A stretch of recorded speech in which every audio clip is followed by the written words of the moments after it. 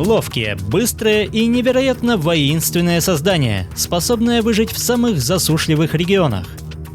В их рацион попадают далеко не беззащитные соседи, а на пути становятся гигантские рептилии. Но вместо отступления эти зверьки всегда готовы постоять за себя, и вместе они не боятся даже чрезвычайно ядовитую кобру.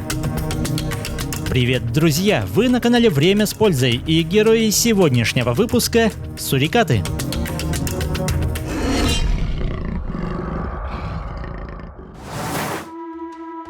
Сурикаты – довольно мелкие представители семейства мангустовых, которые предпочитают селиться в саваннах и пустынях южной части Африки. При длине тела около половины метра они весят меньше 1 килограмма. Сурикаты – очень социальное животное. Численность их колонии может приближаться к 40 особям. В суровых условиях пустыни такие маленькие зверьки полностью зависят друг от друга, поэтому все свои дела они делают сообща. Главенство в стае остается за доминантной самкой, которая крупнее, сильнее и агрессивнее остальных членов семейства. Ночь зверьки проводят глубоко под землей, а с появлением солнца выбираются и начинают бурную деятельность. Любая активность сопровождается тщательным наблюдением за окрестностями, и эта задача ложится на плечи дозорных, которые сканируют не только наземные, но и воздушные угрозы. В случае опасности подается сигнал тревоги, и за считанные секунды все до одного скрываются в разветвленных туннелях. С малого возраста сурикаты переходят с материнского молока на жуков, личинок муравьев и многоножек, но главным лакомством в любом возрасте становятся скорпионы.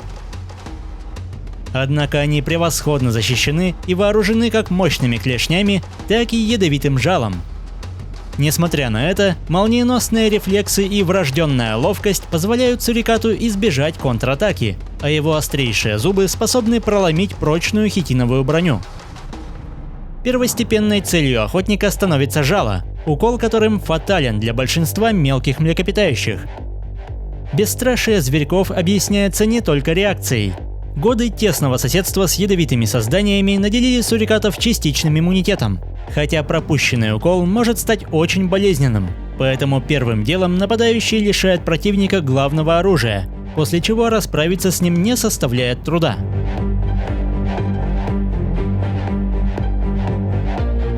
При этом взрослые охотники передают свое мастерство подрастающему поколению. Показывая слабые места скорпиона, опекун оставляет его подростку, который под пристальным вниманием должен самостоятельно расправиться с ядовитым соперником, что совсем не так просто, как кажется. У этих зверьков скудные жировые запасы и невероятно быстрый обмен веществ. За одну ночь они теряют около 5% от своего веса, поэтому при поиске провизии выбирать не приходится. Ежедневный ритуал поиска пропитания сопровождается постоянными раскопками. Чуткое обоняние помогает уловить запах добычи сквозь толстый слой песка, и всего за одно утро каждый зверек выкапывает в среднем 400 ямок, чему способствуют острые когти длиной до 3 см, что весьма внушительно на фоне собственных размеров. Мастерство копания жизненно необходимо не только для поиска пищи, но и обустройства убежища. Ведь по соседству с африканскими хищниками это единственный способ остаться в живых. И все-таки даже подземное укрытие спасает далеко не от всех. Засушливые районы стали домом множества видов рептилий, большинство из которых имеют устрашающие размеры. Даже для самых длинных змей норы животных не становятся препятствием. Напротив, это словно приглашение в гости, где рептилия может застать врасплох желанную добычу. Эта капская кобра вряд ли загонит в тупик взрослых сурикатов, но детеныши в большой опасности, и отважные родители всеми силами пытаются сорвать планы змеи. Укушенный хвост вынуждает ее спешно покинуть тоннель. Вторая часть операции – показать, что кобре не рады и на поверхности. Значительное численное превосходство и абсолютное бесстрашие дают понять, что единственное верное решение – искать спасение на деревьях. Такой гигант, как варан, может стать серьезной проблемой. В отличие от змей, он совершенно не обращает внимания на нападение сурикатов, и никто не осмелится встать у него на пути. Поэтому в экстренных ситуациях, когда колония небольшая или противник слишком силен, зверьки принимают решение о срочной эвакуации. Обычно часовые замечают рептилию еще на подходе, и на защиту потомства поднимаются все взрослые сурикаты. Они выгибают спину и высоко поднимают хвост, пытаясь казаться больше, а также отвлекая внимание змеи от более важных частей тела. К счастью, это лишенный яда кротовый уж, но чаще непрошенные гости куда более опасны. Капская кобра – одна из самых ядовитых змей планеты. Фатальная доза для человека – всего несколько миллиграммов ее яда.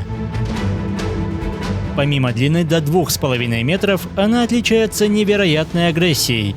В случае опасности змея раздувает капюшон, приподнимает тело и стремительно атакует.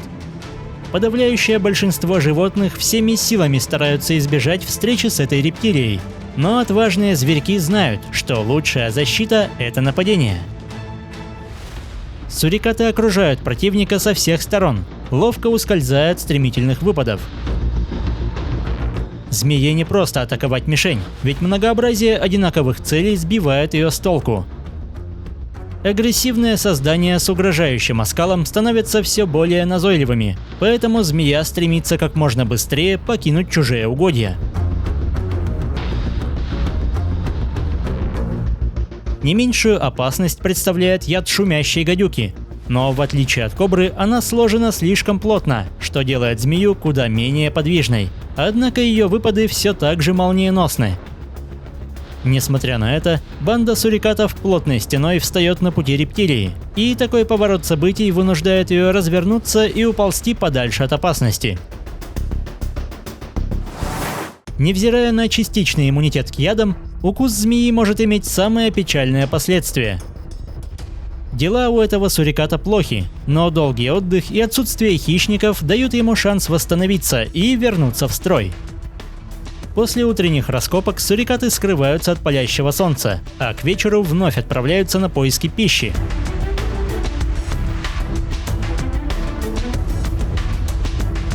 После прохладной ночи зверьки прогревают тела на восходящем солнце, очищают норы от песка и снова отправляются за добычей. Высокая организованность, плодовитость и умение постоять за себя позволяет столь маленьким созданиям превосходно чувствовать себя в пустыне, и сегодня численности этих удивительных животных ничего не угрожает.